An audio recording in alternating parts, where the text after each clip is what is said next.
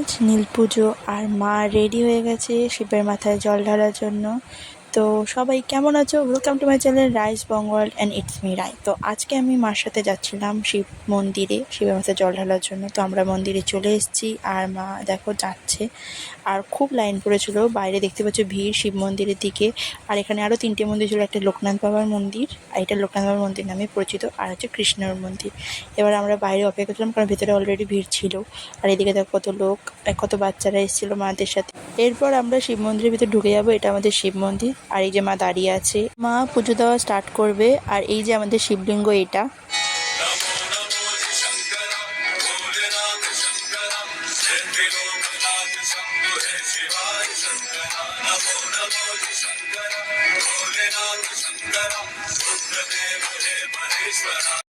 এরপর আমরা চলে এসেছিলাম এই বট গাছের নিচে। এখানেও একটা ছোট্ট শিব মন্দির করা হয়েছিল। এখানেই সবাই মোমবাতি ধূপকাঠি যাবতীয় জিনিস ধরাই আমরা।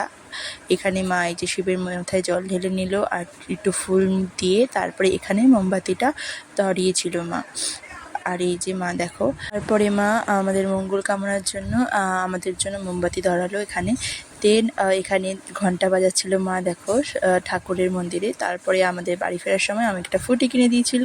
আর সন্ধ্যার দিকে এখানে সাবু মাখা হয়েছিল মার জন্য, বাট আমি সাবু খাই না, তাই মিষ্টি নিয়ে বসে পড়েছি আমার ফেভারিট কালো জাম নিয়ে।